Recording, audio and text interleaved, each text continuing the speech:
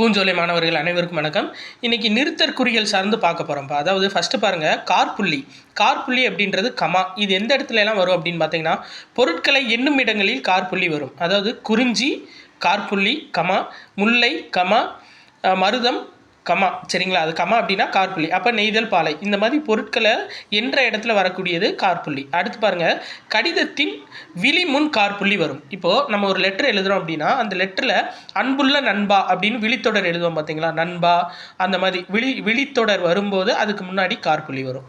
அடுத்து பாருங்கள், வினையெச்சங்களுக்கு பின் காற்புள்ளி வரும். இப்போ பாருங்கள், பொழிலன் தோட்டத்திற்கு சென்று வாழை இலை பறித்தான். அப்போ சென்றான் அப்படின்னா வினைமுற்று, சென்று அப்படின்னா அந்த செயல் முடியாமல் இருக்கா.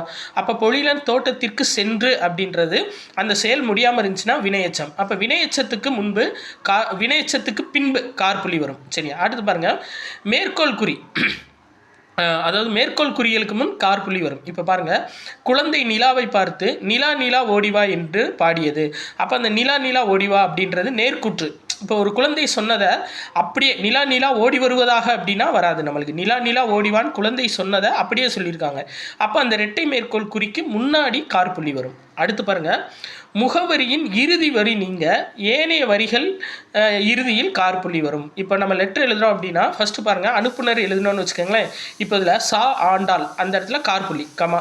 அடுத்து எண் 45 கமா, காமராசர் தெரு கமா, காற்புள்ளி வரும் எல்லா இடத்துலையும். கடைசி இது மட்டும் இப்போ திருவள்ளூர் அப்படின்னு முடிச்சோம்னா அங்கே மட்டும் முற்றுப்புள்ளி வரும். இது வந்து நீங்கள் வந்துட்டு எப்படி காற்புள்ளி எங்கே வரும் அப்படின்ற மாதிரி கேட்டாங்க. இப்போ கான்செப்ட் கேட்க ஆரம்பிச்சிடறாங்கப்பா. ஸோ அந்த கான்செப்டை ஞாபகம் வச்சுக்கோங்க. பொருட்களை இன்னும் இடங்களில் வரும், கடிதத்தில் விழித்தொடருக்கு முன் வரும், வினையெச்சங்களுக்கு பின் வரும், மேற்கோள் குறிகளுக்கு முன் வரும், முகவரியில் இறுதி வரி நீங்கள் ஏனைய வரிகளில் இந்த காற்புள்ளி வரும். நன்றி.